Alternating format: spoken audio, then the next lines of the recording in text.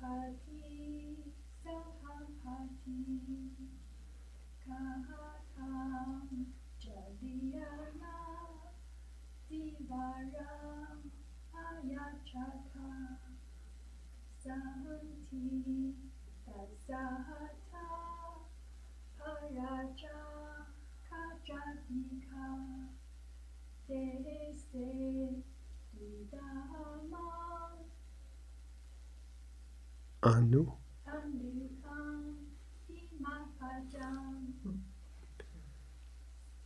Well done.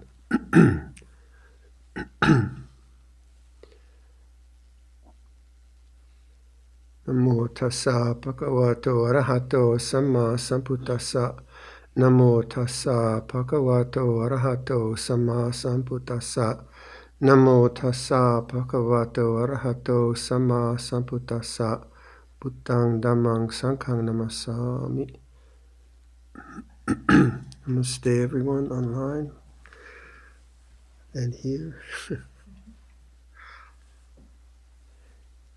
You know, monks aren't supposed to Anjali. I'm a bit naughty. I know, I just love doing this myself. Anyway, if I get in trouble, I'll tell it your fault. No video.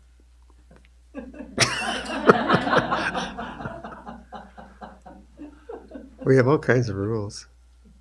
And, you know, I've got a rebellious streak in me, sort of, but that's not really good because you never have harmony, so I can be quite contentious if I want, but that's not a very helpful quality in when you're trying to create community.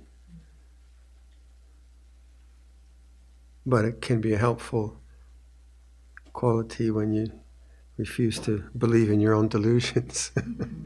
I'm not going to get caught by that. So I've very much appreciated sharing, hearing your own reflections and struggles and successes and failures and all that. I do learn a lot from that, because like I say, I don't present an academic structure, and that's because I'm lazy. I'm probably lazy. So I'm just speaking from my own experience, and I don't know if it works for you. But like Jean was saying that her yoga teacher would teach the class to do this, right? This, yeah. And I was thinking about that as I was just sitting in my soft chair. I was doing this. I realized I do that a lot. I'm talking to the other monks and I suddenly do that. Or I'm laying down in bed, I do that. And that's what I'm doing. I think intuitively, it's just, I like that. Or like Thich Nhat Hanh's, he says, smile. That's brilliant, isn't it? Like it's just like you're meditating, and you smile and you feel it there. So practicing through the body in these different ways is, I think it's what is it? It gives me a lot of confidence, definitely. So sometimes I'll, like self-doubt, it's a kind of natural phenomena, but it's different than considering what would be a better way to do something. That's a skillful means. So if I'm teaching a retreat or I'm making an object, then okay, how could I do this better? It's a good thing, obviously, but it's not the same as like self-doubt, is it? Self-doubt is, I don't know if I'm doing as good as those guys or that other teacher. Oh, I don't know. And that's a horrible state of mind, isn't it? That kind of eats away at your own joy in life. And I know that one very well. But now I just know that's an object and I can go to the heart. So I have this lovely facility now to notice the habits of my own personality. And I guess that they never really change, but the ones which are negative don't dominate, and they're very quiet, if at all.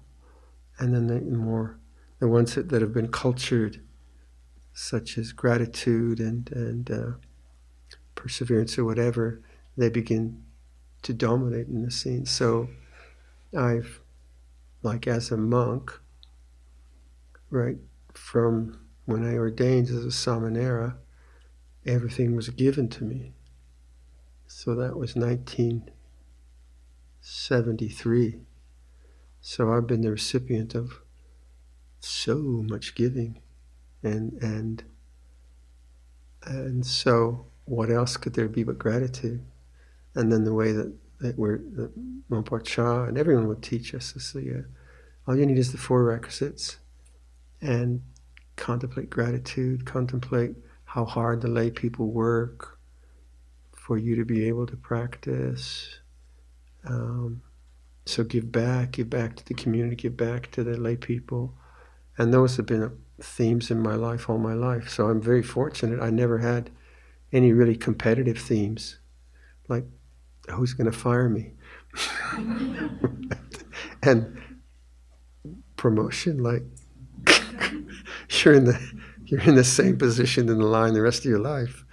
So that's been culturally, as a monk, I've been conditioned to create a character. Is that the right way to put it? But a character has evolved, which is according to Dhamma, and so I'm super, super lucky. But then I had conditioning from childhood as such. Like my parents were very moral. Like once I remember I was on a net street. My parents had a 3rd floor. We had a 3rd floor apartment. You kind of knew they were still trying to get settled. Anyway, I was maybe 10 years old, 11 years old, and I went to buy something at the local, what do you call them here? Not the newsagent, you call them like convenience store? Yeah. And, trying to, I don't know, some candies or whatever. And so I'm behind a person in front of me who's paying, and they pay and then they leave, and I'm there and I notice there's $20 or something, some massive amount of money's on the floor. No one sees it except me. What am I going to do? Take it, don't take it, take it, don't take it. And I picked it up and gave it to the owner. And he gave me $1 reward or whatever. I don't know what the currency was, but you imagine if I hadn't done that. If I had taken that other step, it'd be like chaos theory, right? You just kind of we go down that other avenue.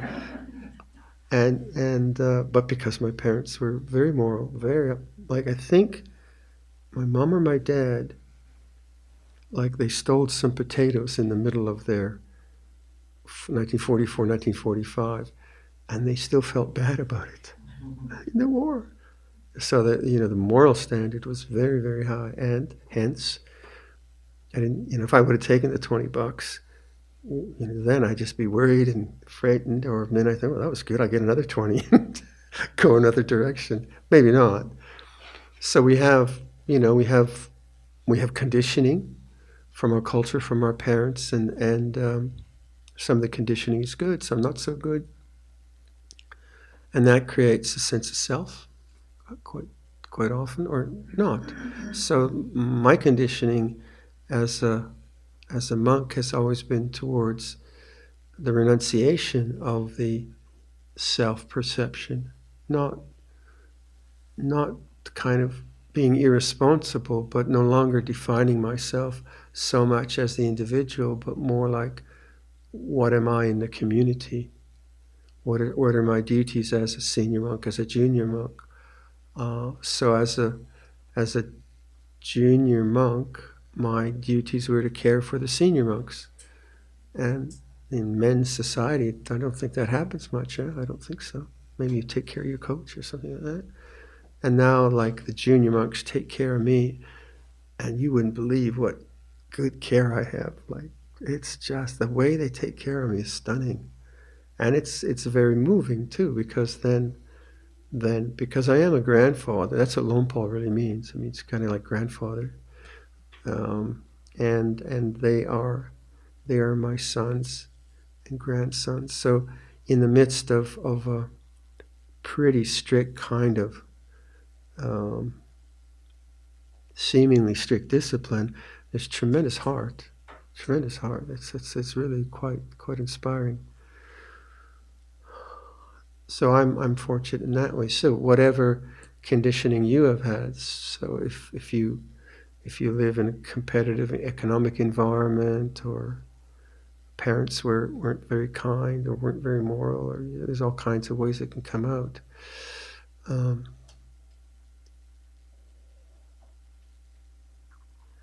So the character that evolves is from intentions. If you think about it, when I first started as a samanera, I was not grateful. I was idealizing, I was trying to be grateful, but my mind was complaining a lot. And because I was quite sick and I couldn't absorb the food, and I was in a different culture, so I felt lonely, but always the standard was, but you wouldn't survive today without the food of the lay people, without the help of the lay people. And that always kind of brought me out of my own, not totally, but helped me to get out of my own selfishness as I was struggling with my own path.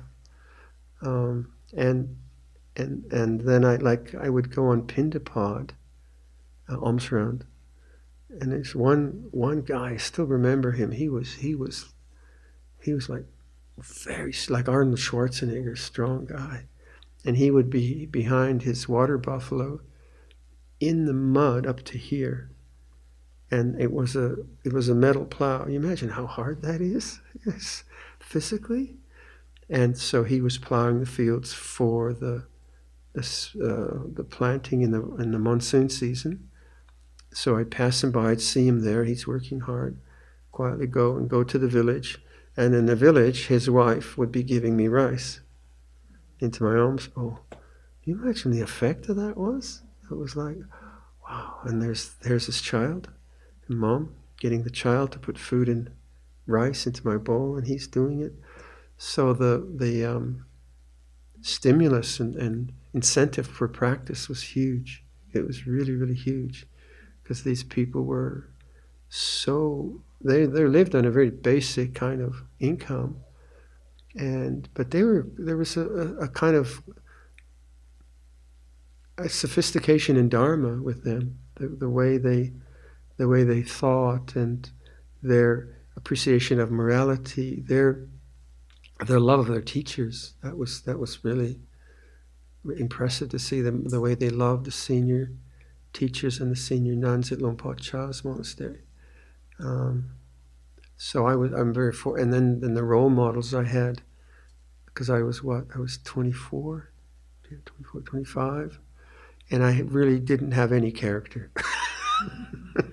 I just had long hair.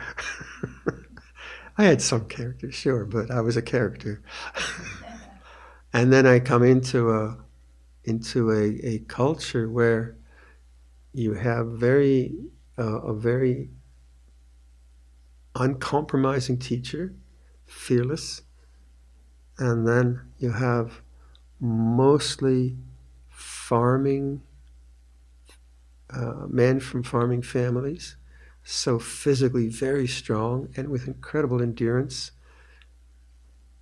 and the ability to work very hard, but then having this beautiful soft relationship with their teacher, gentle, dignified, and their body movements are very, very graceful. I was very clumsy, and this the kind of, wow, look at that. This is how men can live together, not in competition, not in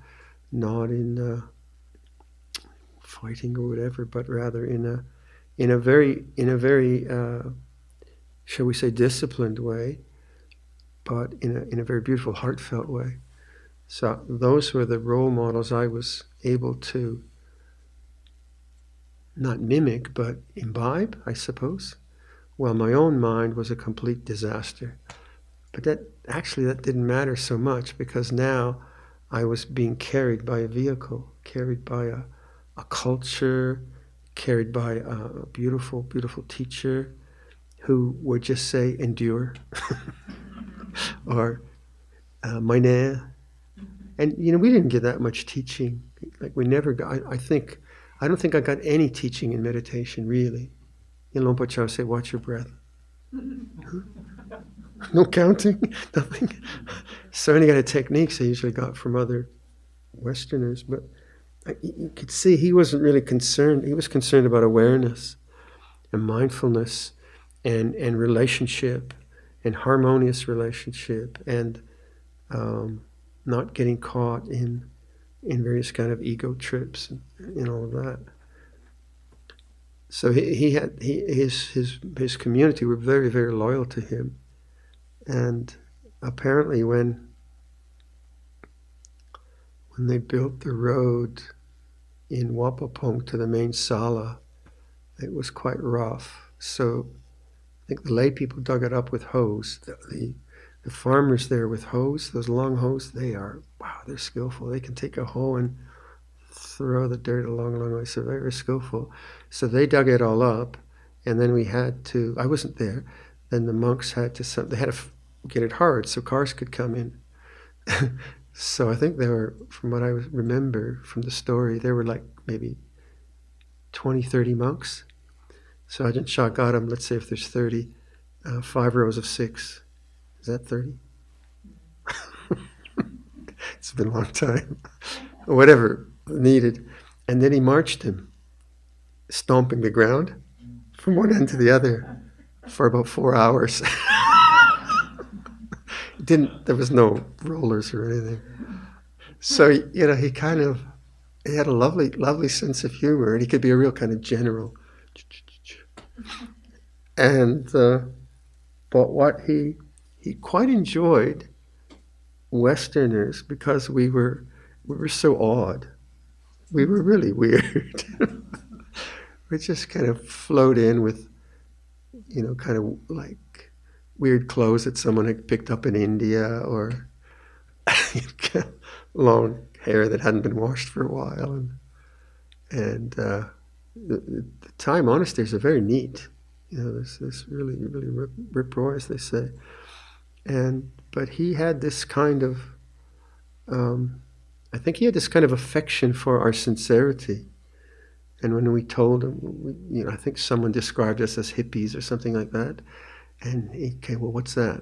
And he said, oh, I like that. Not the hedonistic part, the searching part.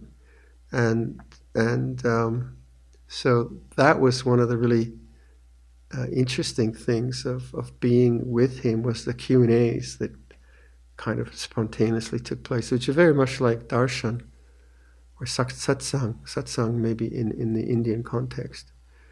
And I would, like after maybe an evening puja or in an afternoon, we would just sort of float over to his kuti and just sit on the concrete floor and watch and witness as lay people would come, or a monk would come with a question. And then there'd be no one, there'd be this deep, deep silence. He was like a mountain. And then his persona would just come alive. That was really neat to watch, that the persona wasn't a necessary part of his furniture. There could be nothing there. And if you wanted a person, you'd feel very intimidated by that. So he could, there'd just be this mountain of silence and waiting. And then someone would come, and all of a sudden this ebullient being would engage and talk and scold or console, or whatever was necessary. And everyone would walk away feeling hugely, hugely enriched. And then quite often he would like really be dismissive. You know, if someone was just trying to act clever and ask clever questions, they got nailed. if it was sincere, then he gave a really sincere answer. And then if because a lot of us there was a lot of sickness among the Western monks. I had typhus. We had an epidemic, or we had, I think 5 of us got typhus out of maybe 10 Westerners. That's a pretty rotten thing. And he made sure we got extra food and we're taken care of, and his lay people took care of us. So it was like this fearless being who obviously has deep attainment, because he was a rock when he did sitting meditation, and that was his fearlessness was not about like tigers and so on, but with his disciples, he didn't care if you didn't like him. He wasn't there to be, he cared about where you're at in your practice, and that's where the fierceness would come out that you read about him. But it was always in the context of a safe, nurturing father, I would say. Like he really cared for his guys, but he was also like this really tough coach. And so all the stories you hear about his long discourses, I had so many of those. But as he got older, of course, he didn't do that. But I got there in 1973, and I endured some of those long talks. And you've probably heard this story before, but there was one where we would do the Patimokkha at maybe 7 p.m. Yeah, probably 7 p.m. And Patimokkha takes an hour, and then maybe it's about 8. And then he would engage other senior monks about questions, and then he might start talking. And then at 12 o'clock, the Anagarikas would bring in these big kettles of sweet cocoa or some kind of super sweet drink, which was like a luxury. It was like to have a sweet drink was, this was. So when all the kettles come in at 12 o'clock, everyone's head goes, whoom. Right? And Ajahn Chah just keeps talking. And everyone starts to, uh-oh. And he talks, and he talks, and he talked till 4 a.m. And I don't know what happened to the kettles, but probably ants got them all. And then it was morning puja, and then we went Pindapat, palms round. And it kind of it takes a lot of endurance, because you can only do your clever breathing practice for about half an hour. And then the whole thing just collapses. And you're just in a mess. And you're thinking, oh, shut up. Yeah, I know. And plus, you don't know what the heck he's talking about anyway. And all that, you're just like, oh, God, this is so... And then, you're on concrete. Cushions, are you kidding? A flat concrete floor, mosquitoes biting you, it's hot, And basically saying, so why do you suffer?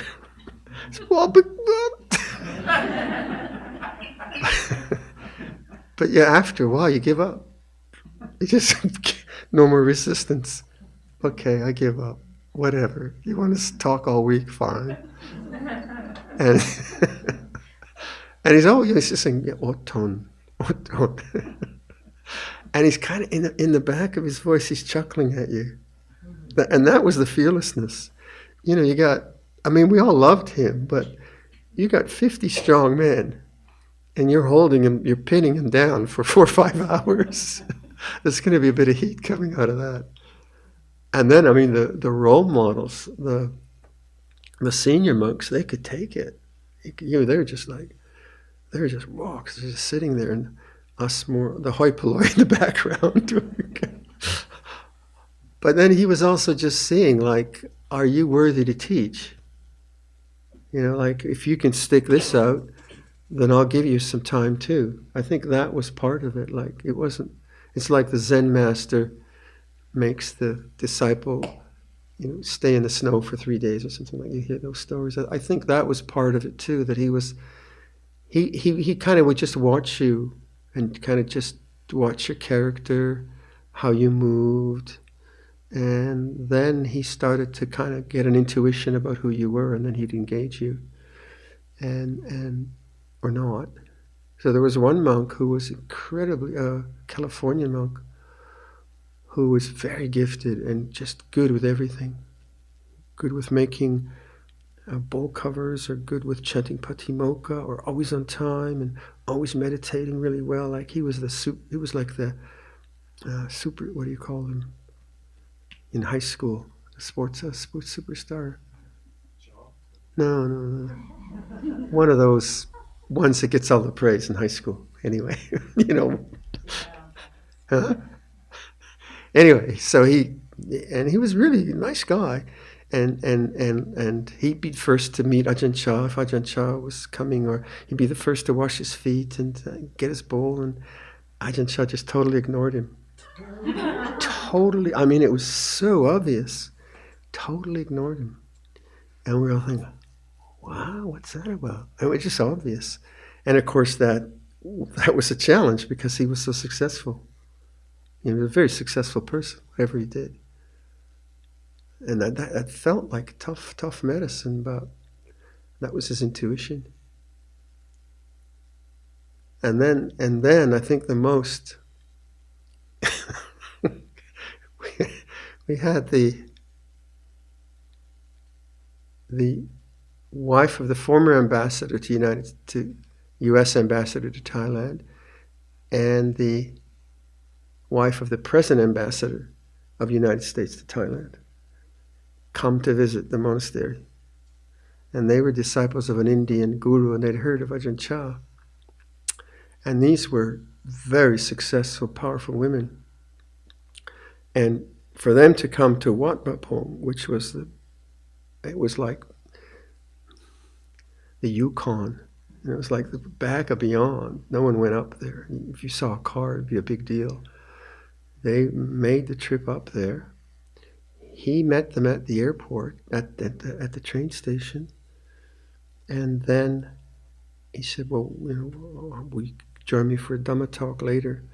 And then he did that long Dhamma talk to them, and we're all watching. We said, "Oh, Lompa, no, don't, please, no, don't do it." and they're squirming.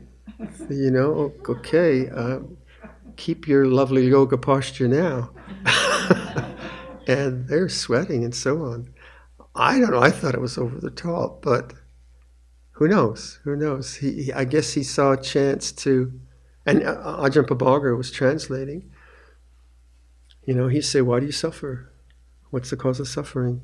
So he's putting in a position where they couldn't control and they couldn't do what they wanted to do. They never came back. And I never found out how effective that was. You don't know. But, so you kind of knew, I think people came there, that he was not, he was a shogun. He was, like, that was, like Ubon was his province kind of thing. and the thing he did then he instilled into that province very high values for monasticism and the lay communities. And then it became not uncommon for a village to say, "Can we start a monastery near the village? We got a lot of gangsters in the village." So this didn't happen that often, but sometimes a really strong monk with strong moral values would start a monastery, and then the elements in that village, in that town, would start to go away because the village started to get higher moral values. And so the moral character, not that it was bad, but there was a lot of drinking, and could be pretty rough sometimes. So just these forest monasteries, because the monks were exemplary, and then the lay people who went there were receiving a teaching which wasn't very common until the forest monks started to teach in the kind of lingua franca, and not from the texts or not from superstitious things, but human values. The value of not drinking, the value of conserving your resources, the value of like Ajahn Pasano started a buffalo bank when they were still using, so that he would get breeding buffaloes and bring it into Bungwai village, and then they had a breeding program, and then the farmers had buffaloes, and so the monks could have really strong influence in both the value system and even in the economic system. I think Wat Nanachat developed, what they did in Ubon, they developed cottage industries, and Wat Nanachat was famous for its brooms, right? And so on. So the monasticism is so intertwined with village life that it's really quite wonderful. But then, what also happened in Ubon was when there was a kind of economic. A lot of people from Ubon would go to Bangkok to work because there was good money, either as nannies or construction workers.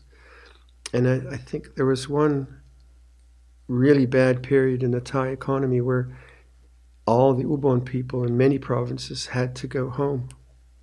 And then some of those people brought in like drugs and speed and things like that. So they have those problems too. So that the kind of simplicity of those times is gone now because there's much more communication. So I was really, I touched Ubon at a time when the American Army, the American Air Force was still bombing Laos. So we could hear the B-52s taking off because I think the war stopped in 75, right? So I think I remember like a year and a half, the bombers, you could hear them revving up in Ubon. So there was some American influence that way. But it was a kind of old style life, and people were still using water buffalo, and they were still eating ant larvae. Agriculture was also very much just, so they cultivated rice, but they ate frogs. Every now and then you'd get this thing, and okay, what's that?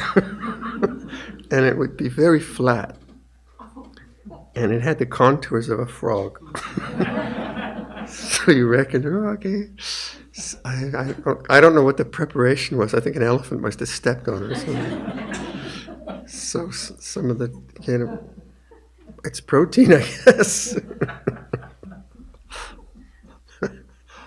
So and then for me it was embarrassing how obsessed I could get about food, because that was the only sensual possibility.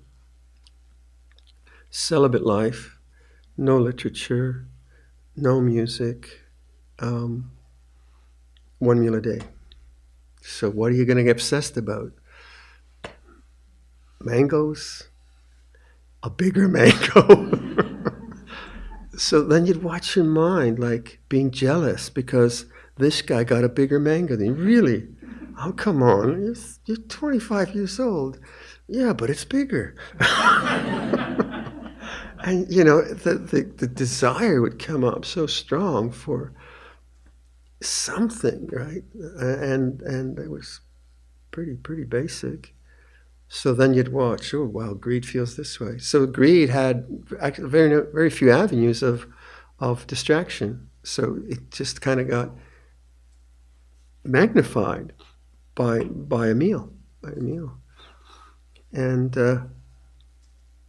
so then it actually was very easy to practice Four Noble Truths, because the conditions of renunciation created these instances of great hunger. I was hungry, but also greed. And then, trying to watch that and control it, and just kind of, oh yeah, the body is a greedy body. That's what bodies do. Oh, I get it. You haven't eaten for 24 hours. Oh, okay. Okay, greed's okay. It feels this way. And because you could only eat one meal a day, you could eat as much as you want if you can put that much sticky rice in your body. And so it actually became quite peaceful after a while. So, and then the gratitude started to come in. Then you kind of get past the greed, and then they say, "Oh, thank you for feeding me, gentleman in the field." Huh? So that realization that these folk were giving me their very, very best, and that my greed really came from a high standard of yogurt types, or whatever you want, right? And then I could see that, well, that's my conditioning, what I want. But then, yeah, they're really trying, they're working hard. So what's my duty? My duty is not to complain. My duty is to go to gratitude. So then the complaining mind really didn't have much fuel, because you couldn't justify it really. It wanted to go there, but yeah, wait. They eat probably less than you. Their food is not as good as yours. And so there's a kind of transformation that goes on in renunciation by giving something up like that. Then you gain the strength of renunciation, but you also move, I think, into other. Like, this wasn't starvation. I was doing this on my own, right? I'm not talking about South Sudan.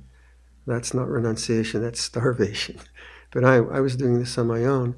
So to see the kind of greed mind begin to, or the mind which is always distracted, and because I had traveled for 3 years and I kind of lived all over the place. So I got bored, I moved, or I went to the market, So there was no training. And now a mind which gives up that and starts to be transformed into something much more wholesome.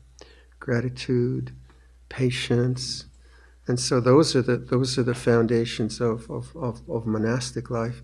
And those are the things you can't really teach on a retreat. One can only kind of talk about those possibilities. And all of you have lived and are living responsible lives, and you develop your own sense of goodness through your own character, through your own lives. And that's the social part of Buddhism that is so important.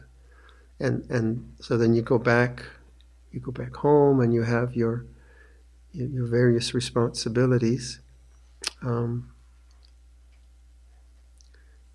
of remember that you can only try to do your best, but life isn't necessarily going to give you the cards which you'd like, right? It's gonna, you do your very best, and someone misunderstands and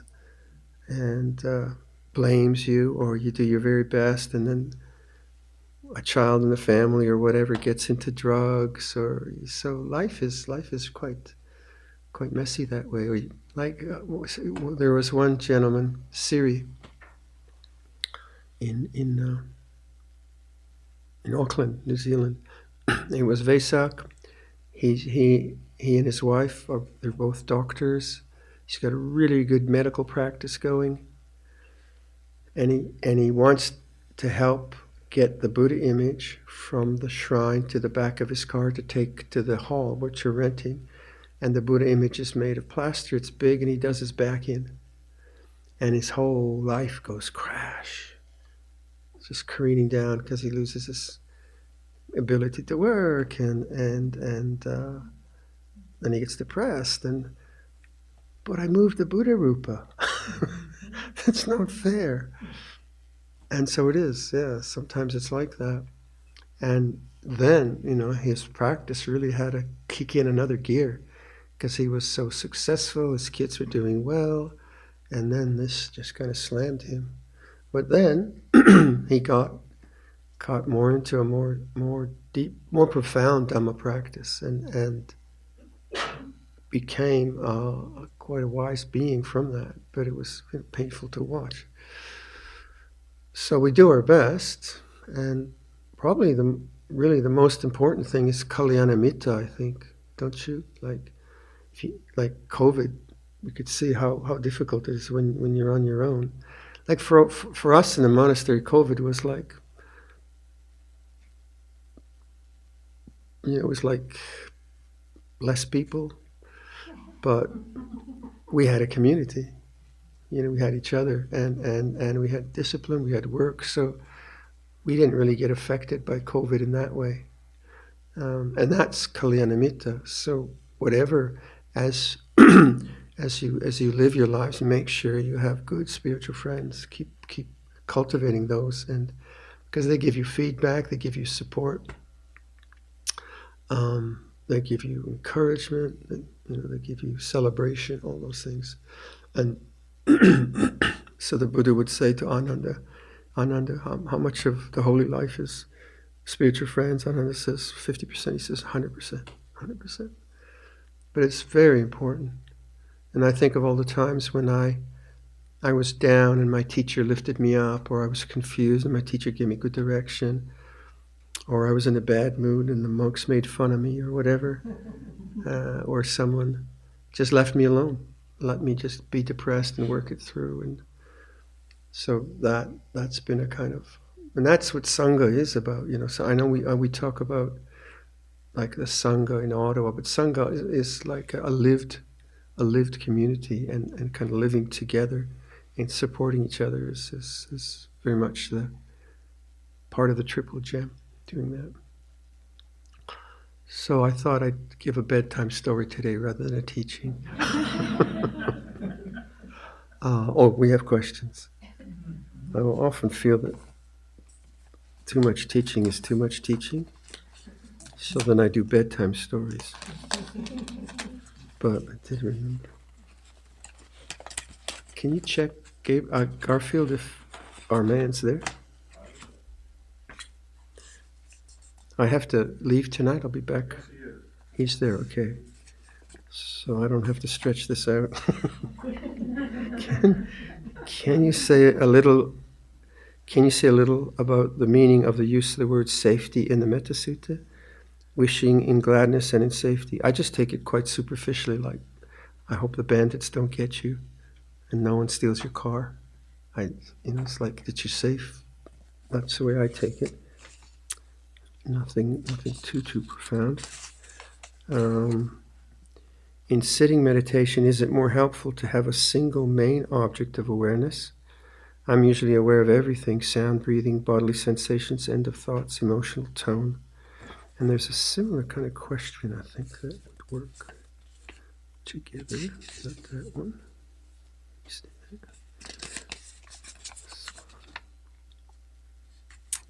Not that one. This one must be.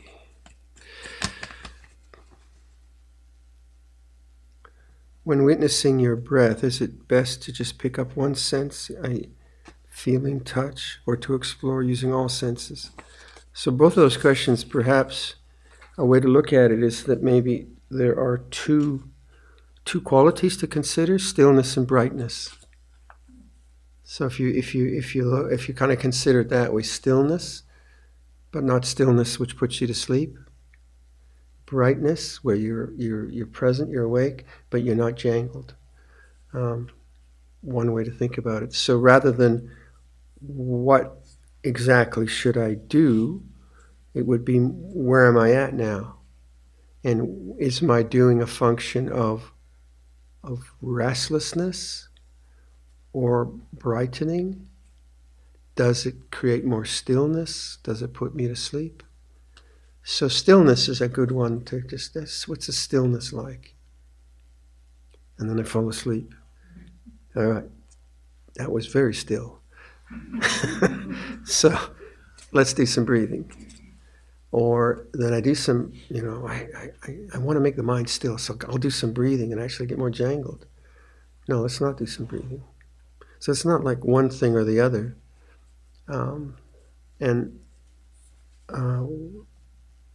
But which part that was? Let me see.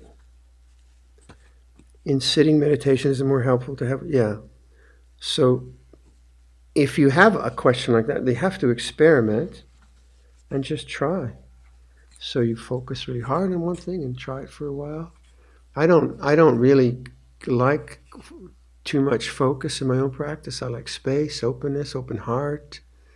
I like background. That works for me. Maybe it doesn't work for you. So if you have a valid question about the technique, it's best just to try experiment. If it's a kind of philosophical question, I'd just say forget about it.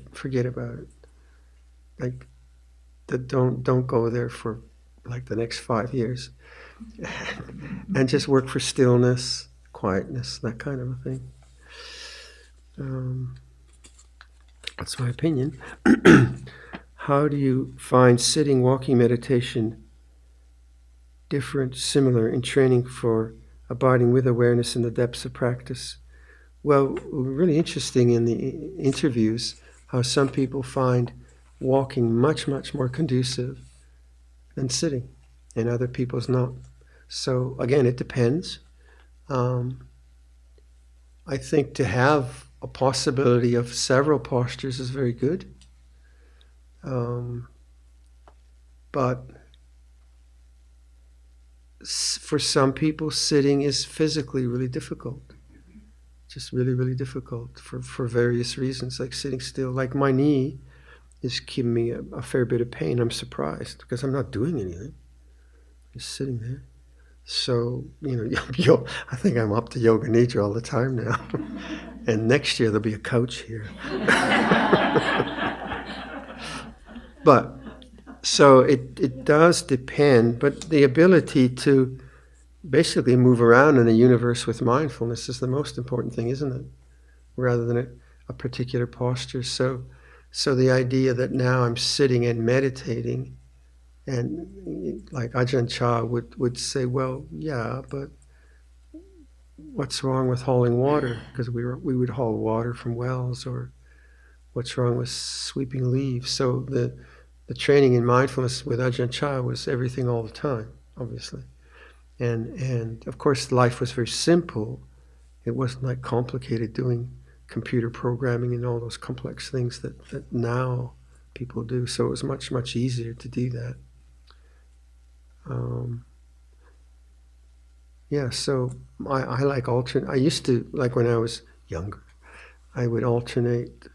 I found walking really good because I had a lot of energy. So if I was like early days, if there was a lot of lust or a lot of anger, kind of energy, then I would just back and forth, a couple of hours, just burn a hole in the meditation path because there was so much energy and I had to just kind of work it through.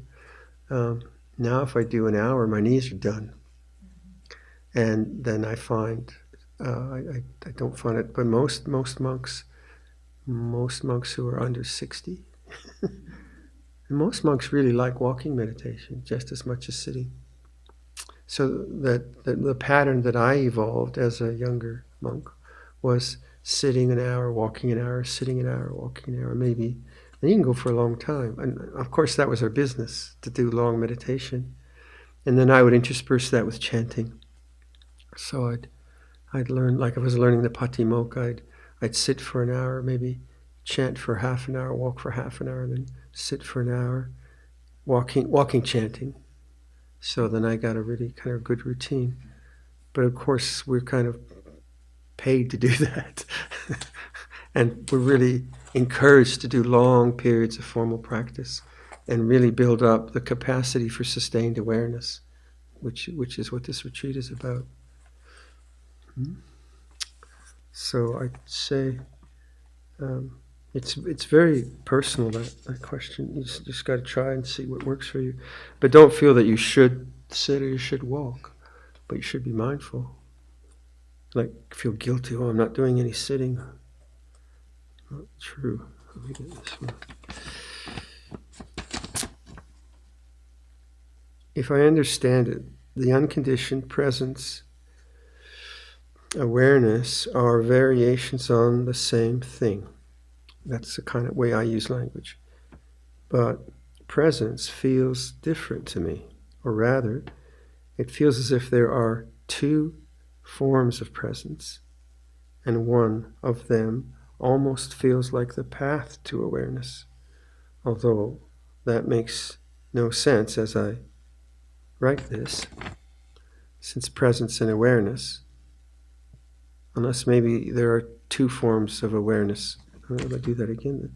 Although that makes no sense as I write it, since presence is awareness, unless maybe there are two forms of awareness too.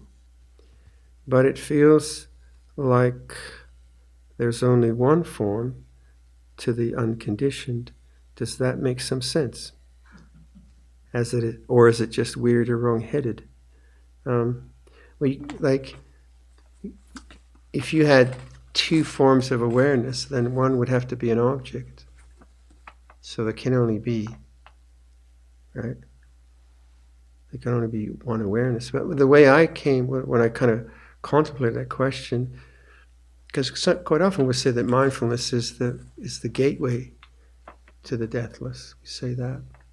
The gates to the deathless are open. That's the way Luang Por Sumedho opens his Dhamma talks in Pali. So perhaps the realization of what awareness is becomes more and more profound, and the identity, the self-identities, how deluding they are, those go away in more and more profound ways. You see what I mean? And maybe your intuition is kind of like a doorway, that the doorway participates in this space and that space. And then the place of the khandhas is this space, and then the doorway to the deathless is awareness. So maybe it's something like that. But the profundity of like what awareness means to someone like Luang Por Liam must be so much more profound than what I intuit, and yet it can't be different.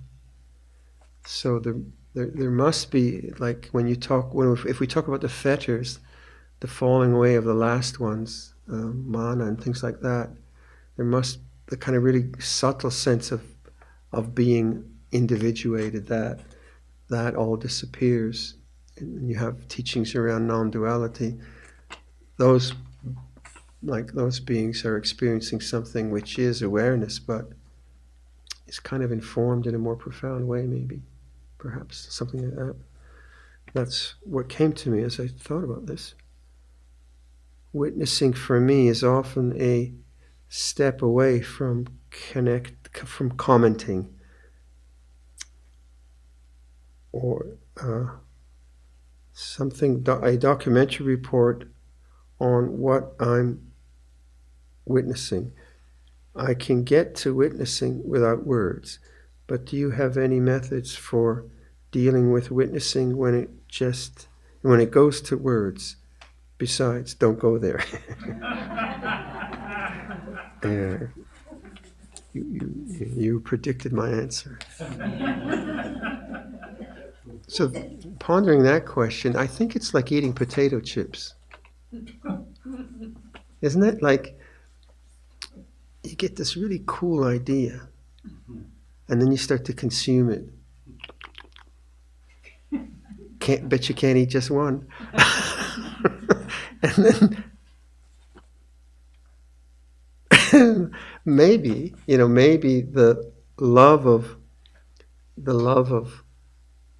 of language and concepts and intriguing queries is a kind of consuming. You kind of, because you are consuming in thought. You're kind of consuming ideas or worries or whatever it is, and so how do you stop eating potato chips? Don't go there. Because the intellect and that can bring up really fascinating considerations, philosophical or just experiential, but it's still a kind of restlessness.